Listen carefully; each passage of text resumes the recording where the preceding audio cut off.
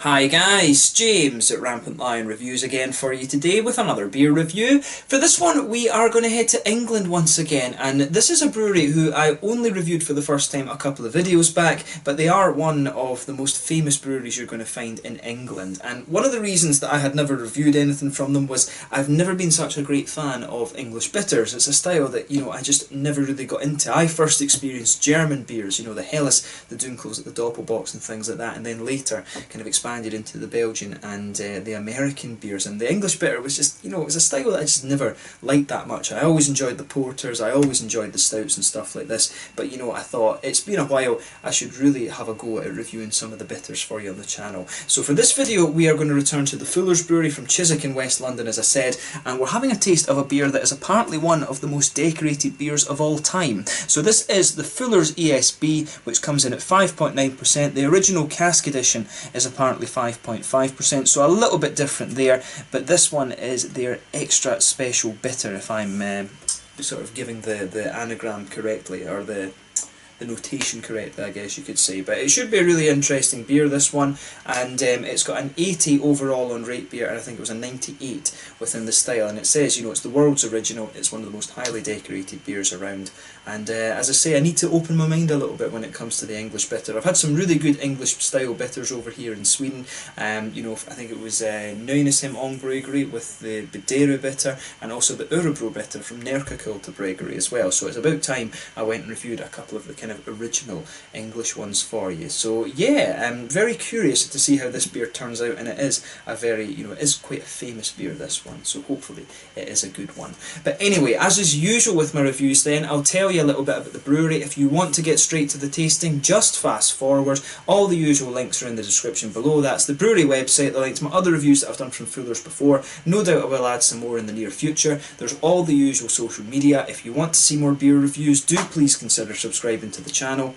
The whole channel, of course, has a geography-based tagging system, so you can go into the homepage and search for beer based on country, city, state, county, prefecture, whatever it is you're interested in. Do check out the playlist of beers from different countries. There is one there for all the English beers that I've reviewed for you. That's constantly being added to, and as always, please do get in touch and let me know some of the other beers and breweries that you guys would like to see me review. It's always great to hear from you guys that are watching the videos, and the support that you show the channel is hugely appreciated. So anyway, as I mentioned earlier, Fuller's Brewery are based in Chiswick in West London, and today they operate around 380 pubs, inns and hotels across the south of England. But their history goes back quite a long way actually. Apparently beer had been brewed in the gardens of Bedford House on Chiswick Mall, and this business continued to thrive well into the 19th century before money problems forced the owners Douglas and Henry Thompson, and also Philip Wood, to seek a partner. And a partner came in 1816 in the form of John Fuller, and at this time the brewery was called the Griffin Brewery after Douglas Thompson had acquired the name from the failed Moe and Reed Brewery in London, as well as the range of beers that they were producing. But later in 1845 his son John Bird Fuller was joined by his brother-in-law John Turner, who became head brewer, and also Henry Smith, who was of the Romford Brewery, and this resulted in the formation of the Fuller, Smith and Turner Company. And Craig Fuller, who was the nephew of John Turner, decided that he wouldn't go into the family business and instead worked in the finance sector, and this meant that the Fuller's business currently passed down the various generations of the Turner family, and it's currently Michael Turner who sits on the board. I believe he might be like the 7th or 8th generation of the Turner family that's sitting on the board of the Fuller's Brewery. But as of 2017, the output was 337,000 barrels of beer per year, and they were exporting to over 80 countries worldwide. But in 2019, they actually, the brewing part of the Fuller's business was sold to Asahi in Japan for £250 million, and that was one of these ones that was quite it was quite a strange one that a lot of people were talking about this. Asahi, if I'm remembering correctly,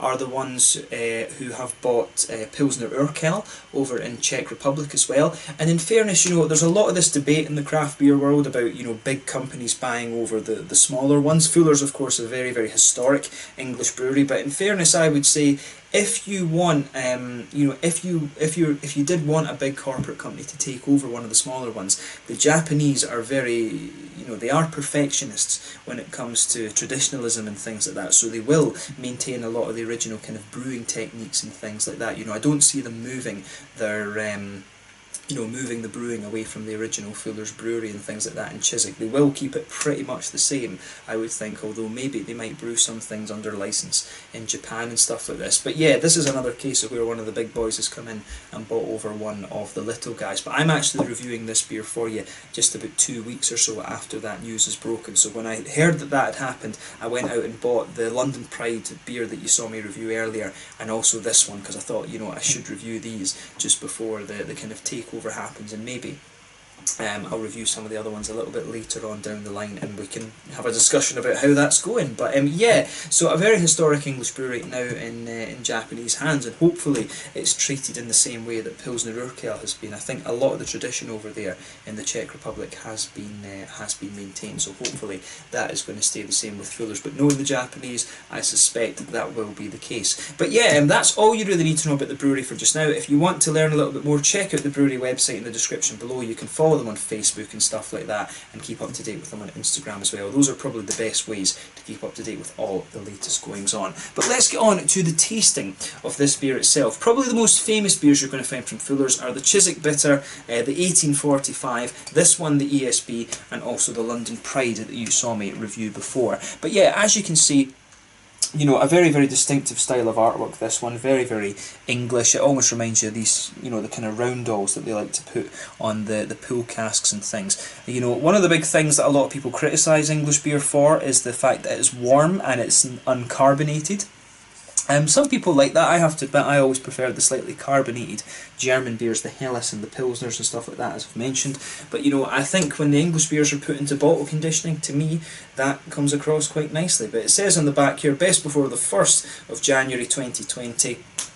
And yeah, 330 millilitres this one, 5.9% ABV. As I mentioned earlier, the original cask version of this beer is 5.5%. So when you drink it at the pub, it will be a little bit less than in the bottle. There you can see the bottle cap on this one. I will be keeping that. And you can see one thing I didn't point out actually. There is the Fuller's Dragon, which is their symbol. But let's get it out then, and we will get on with the tasting. Very curious to see how this beer turns out. I'm very curious as well to see whether Asahi continue with the, you know, whether they continue with the vintage ales that Fuller's have always done. I would assume they will, because I think it's a very successful part of the business, to be honest with you. I know Paul Romelli over at PA Brew News, he loves the Fuller's vintage ales, and we do get them quite often over here in Sweden. I think the two biggest export markets actually for Fuller's are Russia and here in Sweden, so kind of interesting that actually. But yeah, as you can see with this beer then, it's poured almost a mahogany colour, this one. I think if I hold this up to the light, yeah, I would stick with that prognosis. You know, this one's poured a lovely, quite rich mahogany colour, a very, very dark amber mahogany colour. There's a solid 2/3 finger of a frothy, I would say very slightly fawn coloured head, this one. It's a creamy sort of fawny colour head, this one. One or two big bubbles sticking towards the side of the glass, but otherwise just a few little ones going up towards the bottom of that head. And the beer is absolutely crystal clear. You know, I'm not used to seeing beer that is quite as clear as that. I always remember when you saw the English real ales being pulled in the pub, they were always, you know, hazy as hell, to be honest with you. They were very, very hazy beers.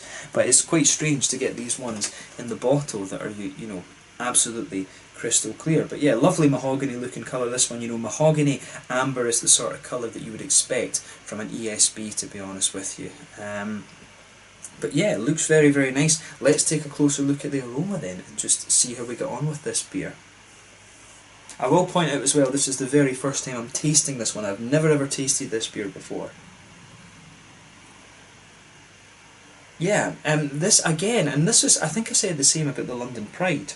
This one has a nice little bit of a malty sweetness to it. It's got a bit of a, you know, it's quite a brown bready base. It really does remind me of like wholemeal bread or something like that. There's a good little bit of biscuity sweetness in there, slight little touch of a kind of toasted caramel. There's some kind of very slight woodiness to this one as well. Yeah, definitely a little bit of a slightly sweet caramel, brown sort of wholemeal bread, almost like bread crust actually, coming out of this one.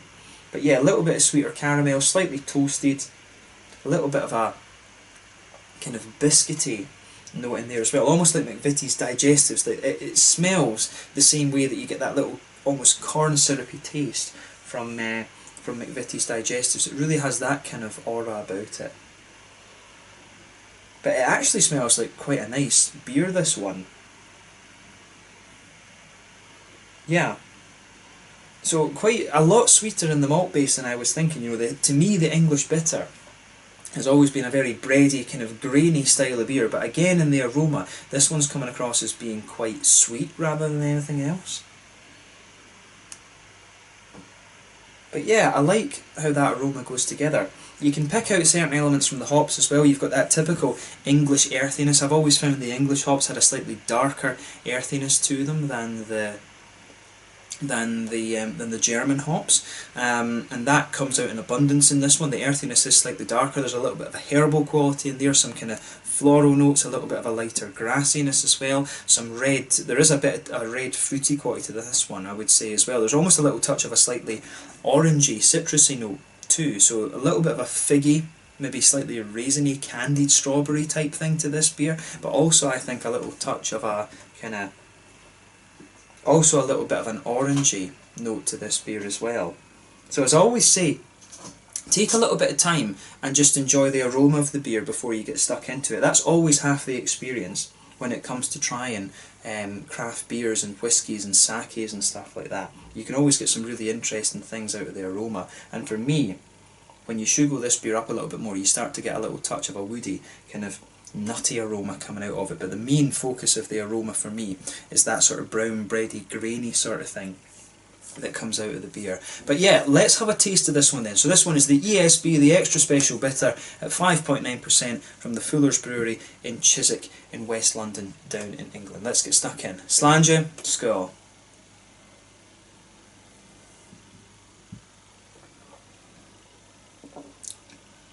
Yeah, I mean, that's, you know, it's just, it's kind of as you'd expect. I'm thinking first off with this one, the first thing that kind of comes to mind with this beer is that, you know, I'm really kind of just thinking, do I like this one better than the London Pride? This one, they're two different beers. I think the London Pride is a bit sweeter than this, to be quite honest with you. This one, to me, leans a lot more towards the kind of roasty, toasty side of things. Sorry about that, guys, the camera was being a little bit funny there. As I was saying with this beer, my kind of initial impression of this one is that this is distinctively more kind of grainy and darker than the London Pride is. The London Pride struck me as being quite a bit sweeter than this. Like distinctively more biscuity, a little bit more caramelly, and you know, everything like that. This one, if I remember correctly, it is a little bit higher in alcohol content. If I remember rightly, London Pride is 5.7, whereas this one is 5.9. So really, if you think, for me, I've always found that a lot of beers, when they're trying to cover alcohol up, you do get a little bit more of a kind of sweeter, caramelly, biscuity, sort of malty quality out of this one. This one, for me, is going a little bit more towards that bready, grainy side of things. And if I'm honest, one of the things I never liked about the English style bitter was that bready graininess. Always, if they're a little bit sweeter, if they're a little bit more kind of, you know, for me, if they're a little bit more sweet, a little bit more biscuity, a little bit more caramelly, I can quite like them. I like the ones that we have here in Sweden that have the American hops added. You get a little bit of the more fruity quality out of them, and you do get a slightly sweeter and smoother malt base. And this one, for me, is a little bit more kind of grainy and darker. And if I was picking beers within this style, if I had to drink only English bitters again for the rest of my life, I would pick the ones that are slightly sweeter. I'd probably choose London Pride over this one. So if the question came, which is your favourite beer that you've tried from Fuller's, it probably would be the London Pride over the ESB. That is one of the things I would say.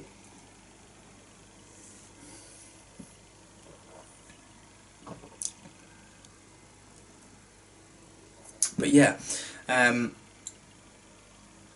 I would say when you take this beer in, straight away the middle of your palate, it's kind of blanketed with that sort of brown bready, bread crusty type thing. The further you go into the flavour, the middle of your palate just kind of dries out a little bit.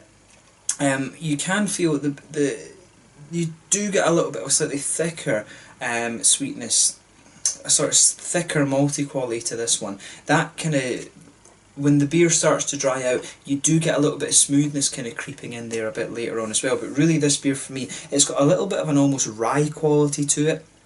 You've got that bread crusty quality. It's almost got a little bit like a well-fired bread crust, this one, as I was saying. To me, the whole vibe of this beer is a little bit more roasty and toasty compared to the London Pride. So it's more like a well-fired bread crust that's kind of blanket in the middle of your tongue in this one. On top of that, you've got a little bit of a thicker sort of wholemeal bread kind of quality in there. There's a little bit of rye and stuff, and in the very centre of your palate you've got a little bit of a kind of caramelly, slightly biscuity sort of quality to the beer as well.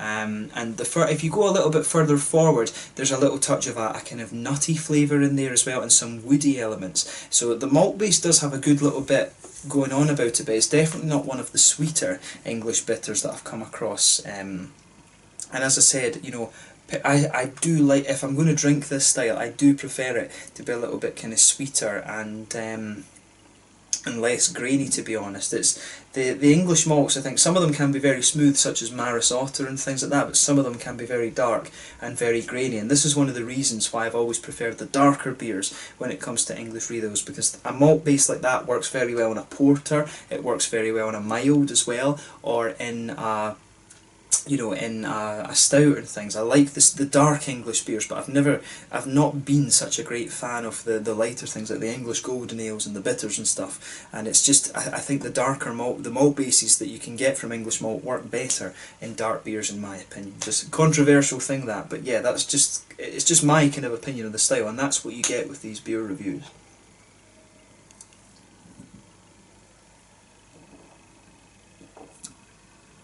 Yeah. And in fairness, when you take in a little bit more of this beer, it does gradually sweeten up a little bit in your palate. I can feel a little bit more of the slightly biscuity, caramelly notes coming out of this one. And I like how that kind of how that goes together. But I really do think that this one is distinctively darker and more roasty and toasty than the London Pride. So just be aware of that if you are trying these two beers. On the hoppy side of things then, back corners of the palate, again, it's very distinctive in its sort of English hoppiness. In the back corners of the palate you've got a little bit of that slightly darker earthiness that you'd expect of English hops. When you come a little bit further forward than that, you get some more herbal quality, and towards the front corners of the palate you get a little bit of that kind of floral aromaticity, although the herbal quality is just kind of lingering within that. And then round the very front curve of the palate you've got a lighter sort of grassy quality to the beer as well. Behind the front curve of the tongue, that's where you get a little bit of these fruity esters that can be extracted from the hops. You just get that little oily bubble where those juicy fruity esters start to come out of the beer.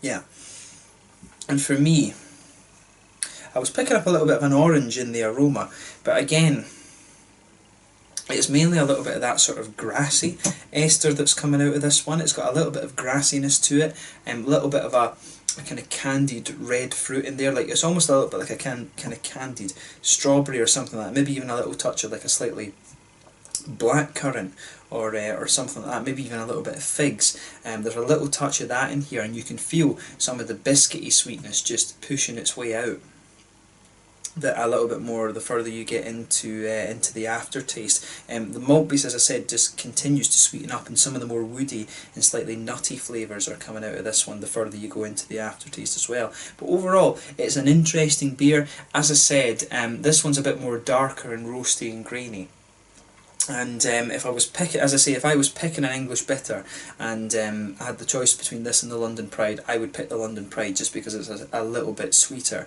But I mean, I can see this beer, English people, I think the beers, as I say, do tend to be a little bit darker in their flavour. The earthiness, the the sort of graininess to the flavour as well. It's all part of the English beers, and this is one of the reasons why I like the darker ones better. I just think with darker, more malt focused beers, this kind of works out a little bit better than it does with the lighter styles like the bitter and, pardon me, the golden ales that you can get in England. So would I drink this beer again? Not so sure with this one. I think I've tried it once, I think just the English style, the English bitters, just not for me. I'd always, I'd be far more inclined to go for a German Dunkel, or a Pilsner, or a Helles, or something like that, or some of the Belgian blondes. If I was looking for a more sessionable beer, Belgian blonde, German Helles, German Dunkel, that's the sort of things that I'd be looking at. Or of course you've got the Czech, the Letzaks, the Tmavis, and Chernies and stuff like that. The Czech lager beers. If I was looking for a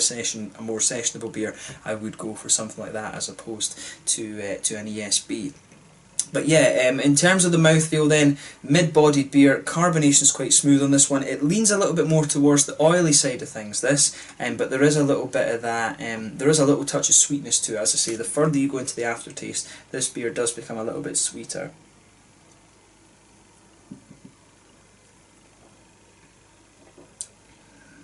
Yeah, for me, the malt base has a bit of a balance between that roasty, bread crusty sort of thing I was talking about, and a little bit of the sweetness.